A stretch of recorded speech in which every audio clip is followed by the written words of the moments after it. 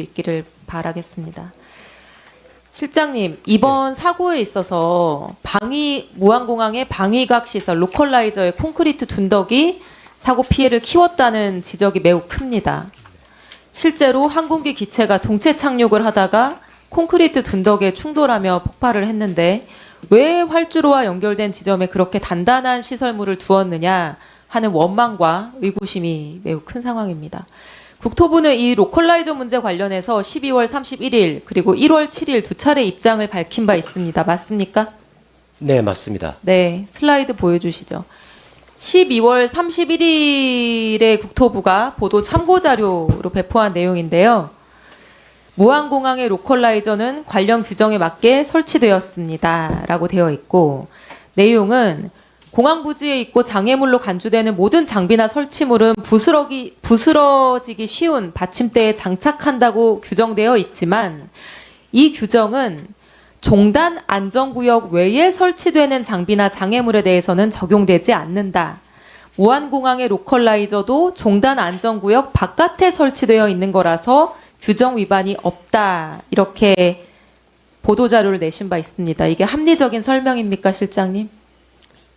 건설 과정 단계를 말씀을 드렸던 겁니다. 과거에 2007년도에 그 개항 당시에 그때 규정을 들어서 말씀을 드렸던 거고요. 예, 그렇습니다. 이런 설명이 합리적인 설명입니까? 건설 과정에 그 어떤 있었던 일을 말씀드렸던 겁니다. 그 이후에 또 여러 가지 이제 운영 기준에는 또 240m 이내에는 또 부러지기 쉬운 어떤 재질로 들어와야 된다. 다음 슬라이드 보여주시죠. 관련 규정을 보겠습니다. 반드시 활주로 종단 안전구역에 설치되어야 하는 물체는 항공기에 대한 위험을 최소화할 수 있도록 부러지기 쉬운 재질로 하며 최소 중량 및 높이로 설치하여야 한다. 관련 규정들에서 부러지기 쉬운 받침대에 장착해야 된다라고 규정하고 있는 취지가 뭡니까? 뭐 문구대로 항공기에 대한 이제 위험을 최소화하도록 하기 위해서 그렇습니다. 활주로 인근에 있는 설비의 경우에는 항공기와 이번 사고와 같은 경우에 충돌할 위험이 있기 때문에 그 충돌로 인한 충격을 최소화하기 위한 취지인 거죠? 그렇습니다. 무안공항의 로컬라이저는 항공기와 충돌할 수 있는 위치에 설치되어 있었습니까?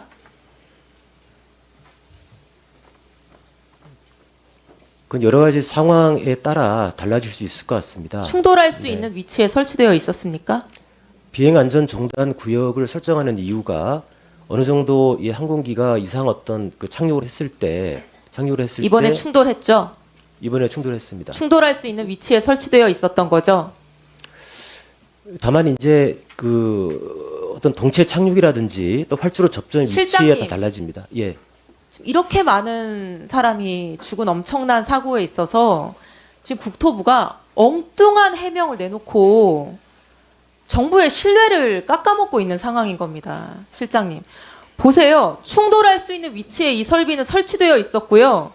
부러지기 쉬운 재질은커녕 항공기와 충돌하면 항공기가 엄청난 타격을 받는 그런 소재로 설치되어 있었습니다.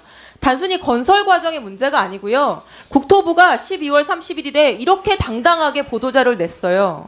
무안공항의 로컬라이저는 관련 규정에 맞게 설치되어 있었습니다. 아무런 문제가 없다는 취지죠. 이게 옳습니까? 예, 의원님 자, 문제가 없다는 국토부 입장이 발표된 이후에 많은 언론에서 말도 안 되는 변명이다 지적을 쏟아냈습니다. 슬라이드 보여주세요. 자, 첫 번째 지적. 이착륙장 설치 기준 21조에 방위각 제공시설, 그러니까 로컬라이즈가 설치된 지점까지 활주로 종단 안전구역을 연장해야 된다는 거예요. 그러니까 종단 안전구역 바깥에서는 상관없다라고 하는 국토부의 주장은 말도 안 되는 것이다. 이제 이런 지적이 있었습니다. 국토부 뭐라고 해명했습니까? 이 규정에 대해서. 방위각 제공 시설이 설치되는 지점까지에 대한 그 해석의 어떤 차이가 있었습니다. 인클루딩이냐 업투냐. 네네. 인클루딩인지 업투인지가 애매하다 이렇게 해명을 했습니다. 맞습니까? 저희가 그 1월달 초에 다시 말씀을 드릴 때는 입구까지를 봐야 된다 이렇게 말씀을 드렸습니다. 실장님, 정밀 접근 활주로의 경우에 이 로컬라이저 설치되는 지점까지 종단 안전구역을 연장해서 그 종단 안전구역 내에 안전에 문제가 없게끔 해야 된다라고 하는 이 규정의 취지가 뭡니까?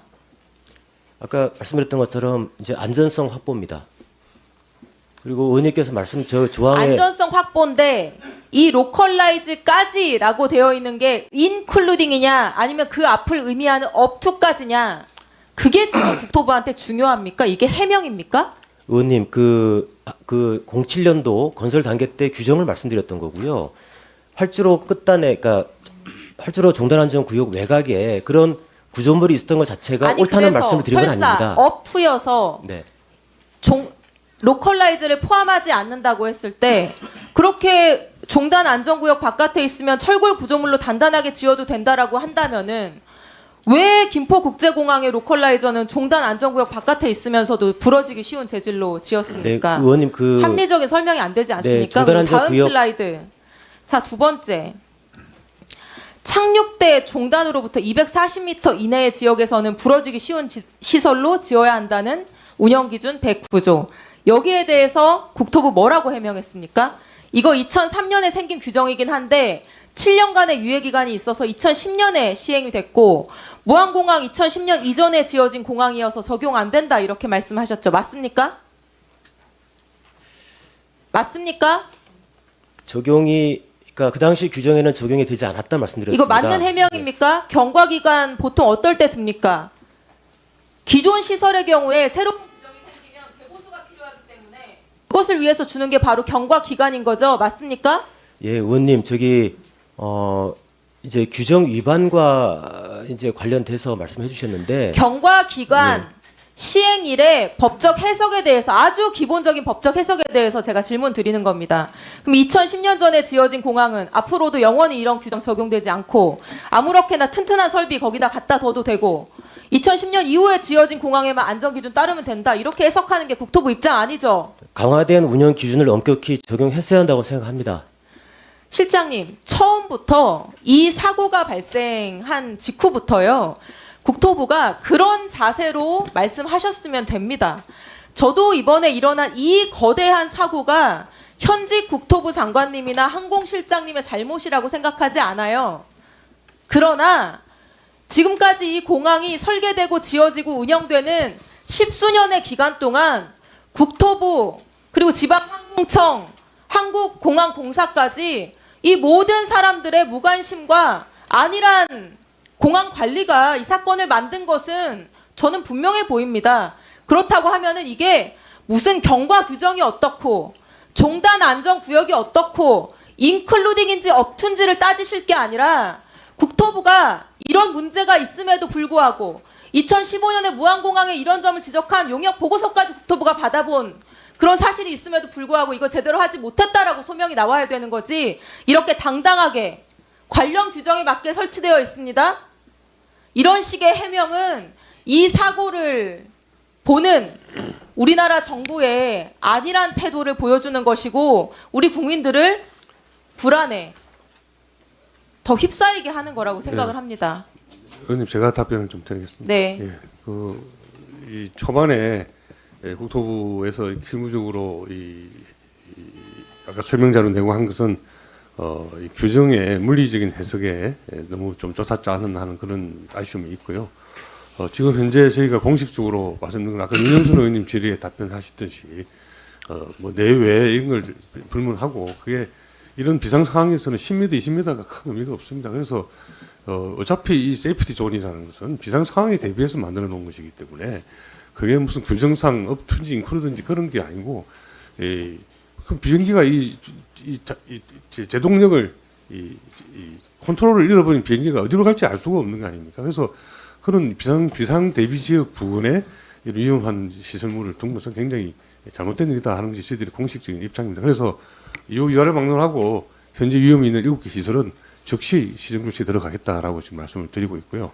그게 이제 예를 들어서 그때 규정을 2010년에 제정됐을 때부터 다 소급해서 했어야 되느냐 하는 문제. 그거는 사실은 정상적으로 이야기하면 새로운 규정이 만들어지면 종전의 규정에서 만들어질 때 시설들은 다 업그레이드 해야 되는 게 맞습니다. 그러나 현실적으로 이 예산 문제라든지 뭐 등등의 문제가 있기 때문에 그렇게 부작위가 위법한 것인지 하는 것은 나중에 따로 또 다툴 기회가 있지 않나 생각합니다. 그때 가서 또 서로 해명을 하고 또 해야 될 거라고 생각하고 지금 현재 입장은 지금까지 국토부에서 나온 이런 해명과 답변들이 아니라고 엉뚱한 해명이었다는 거는 장관님 인정하시는 겁니까? 네, 인정하고 제가 수정을 해서 지금 새로운 입장으로 이렇게 저 본회의 때부터 그런 입장에서 답변을 하고 있습니다. 예, 장관님. 근데 장관님이 지금 설명하신 게 맞으려면 예, 이제 2010년에 그 기준이 강화됐고 그 강화된 기준에 따라 지방공항의 실태 조사를 통해서